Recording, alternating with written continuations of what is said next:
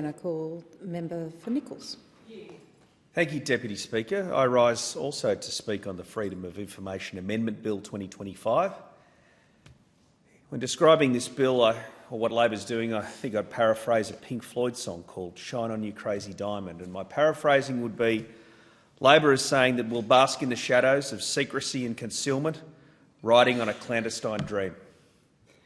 With this bill, the Albanese government is trying to dodge scrutiny, and the bill will normalise the use of fees for freedom of information, reducing transparency and accountability. And only last week we saw a perfect example of the government's love of secrecy. The Minister for Climate Change and Energy, under political and public pressure, finally released his incoming government brief. Now, this brief was heavily redacted. In some sections, page after page was completely blank. It was real Watergate-era stuff. Now, energy is a critical issue for Australia, and the Australian public deserves to know the truth about Labor's energy transition. They see the outcomes in higher energy bills, but they should also be told the truth about Labor's transition, how it is going, and what advice the Minister has received about the cost of energy being such a critical part of Australia's future prosperity. Instead, we get a briefing paper with massive information gaps, and this bill will make things worse. Under Labor, there's been a surge in FOI refusals. Non-disclosure agreements are used in consultations. The Senate orders for production of documents, and those orders are flouted. And the Prime Minister cut opposition staffing, making it harder to hold the government to account. And these changes have been rightly described as a truth tax. Firstly, there's a ban on anonymous requests. This bill prohibits anonymous FOI applications, requiring all applicants to declare their identity. And this eliminates the ability for whistleblowers who may be in fear for various reasons, or vulnerable individuals to request documents without revealing themselves. There are also mandatory application fees. This bill introduces a fee for lodging an FOI request, except for those seeking their own personal information or waivers in cases of financial hardship. And critics, of which I am one, argue that this will deter both journalists and ordinary Australians from accessing information. It seems like we're entering a period of cash for transparency. Also, there's expanded agency powers to refuse requests. Agencies can gain broader powers to reject requests deemed vexatious, abusive or frivolous, including those considered an abusive process. And these powers may allow government departments to refuse more requests on subjective grounds. Now, I just go back to that, Deputy Speaker. Reject requests deemed vexatious, abusive, and I don't really have a problem with those two words, but frivolous. Now, what's the meaning of frivolous?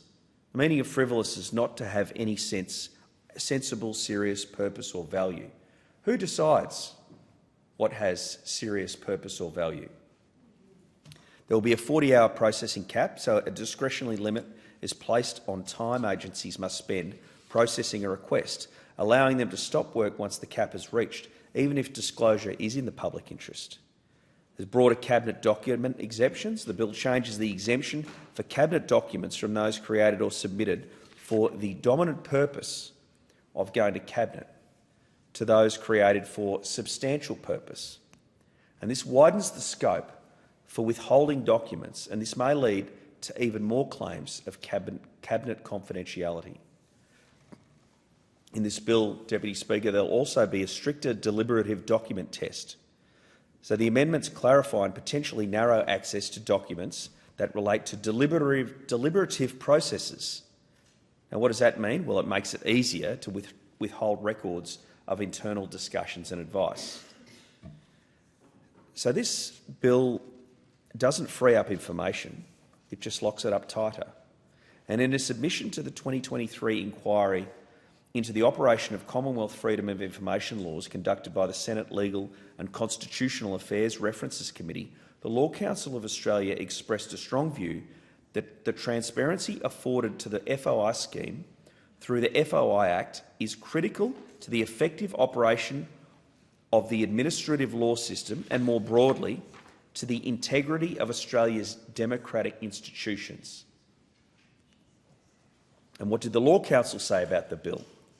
While welcoming efforts to streamline FOI processes and minimise misuse of these processes, the Law Council was of the view that, and I quote, "a number of the proposals in the bill extend beyond efficiency gain and weigh against the central objectives of the FOI Act."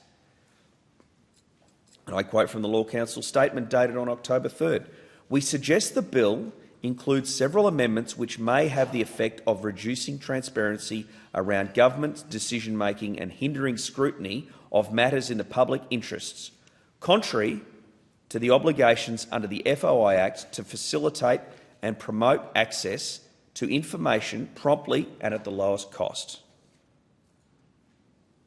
On balance, the Law Council recommends that the bill not be passed in its current form. The Law Council is opposed to those areas of the bill that have the tendency to undermine the core principles of FOI, implement barriers to the public accessing information, and enlarge the scope of exemptions. The Law Council aren't the only ones who have problems with this. The Centre for Public Integrity weighed in on the merits of the bill. Again, I quote from their public paper in their response to this bill. And I quote, "Australia's freedom of information laws are meant to be a guarantee of transparency, accountability and public trust in government. Yet the Centre for Public Integrity warns that the proposed Freedom of Information Amendment Bill 2025 risks taking Australia backwards. The bill weakens the FOI Act's pro-disclosure foundations by expanding cabinet and deliberative process exemptions, introducing fees, removing anonymous applications. These changes would make it harder for journalists, parliamentarians and ordinary citizens to scrutinise government decisions and could silence the voices of vulnerable and marginalised applicants." Deputy Speaker, I think this government is not really interested in scrutiny, and I think that's got worse through its first term, and its conduct during the second term highlights that, with the reduction of the staff allocations to opposition, and the opposition, and indeed the crossbench, are all interested in holding the government to account in the interests of the people they represent in this parliament, and they need a fair application of staff to be able to do that, and for the Prime Minister and the government to come in and withdraw that staff hints to something very dangerous in the culture of the Albanese government. It's saying we don't want scrutiny. It's saying we don't want an effective opposition to be able to hold us to account. And I can't remember over the course of my life when I've had an interest in politics in another government behaving like this in relation to the fair allocation and the fair resourcing of opposition. I'll give you another example about the avoidance of debate. Today there was to be a matter of public importance debate. Now these things are important and because it gives members of the opposition, the coalition or the crossbench, the ability to raise matters of public importance, matters that are important to the people that they represent. I think it's a great opportunity. It's sort of 10 minutes and then 5 each. And it's a great opportunity, as I did last week, to be able to bring up the plight of some of the hard-working taxpayers in my electorate and what they go through, and why I think that the government sometimes wastes the tax that comes from their hard work. And then the government get to rebut and explain why they're doing what they're doing. And I think that's healthy. It's a good way for Parliament to be able to debate issues, not so much in the question time or what we're doing now, which is debating legislation, but a bit of back and forward. And I think the MPI is a good thing. Now, today, the government decided to suspend standing orders and effectively cancel the MPI. Now, the MPI was about, all of us in the coalition were going to talk about the government's attitude and actions towards regional Australia. I think that would have been a really good debate. I think we were going to talk about energy. I think we were going to talk about taxation. I think we were going to talk about agriculture. But none of that got talked about because, if I might say in a very arrogant way, the government stood up and said, we are suspending standing orders and we are cancelling the MPI. Now, is that the way a government that's welcoming scrutiny and is prepared to defend its position behaves? I don't think so. Deputy Speaker, there are many Australians who are concerned about these changes. Trust in government has diminished. I came into this parliament in 2022, as did the member for Curtin, and the member for Monash came in the last election, 2025. I think we all came into this place because, we wanted to represent our people, and we're prepared to be authentic in the way that we do that.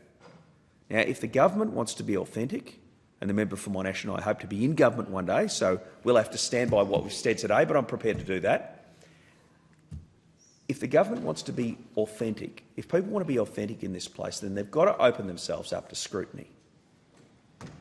A good government's not afraid of scrutiny, Deputy Speaker, and this bill reduces transparency and creates more places to hide information. And we need more transparency, not less. And there are experts out there, and we agree with them, who suggest this bill will erode the foundations of freedom of information, and that is a backward step for Australia. I'll just finish, as some people do when they're debating things in relation to politics, with the words of an episode from Yes Minister. A good government opens itself up to transparency and open government. But in the words of Yes Minister, this seems to be the closed season for open government. Thank you, Deputy Speaker.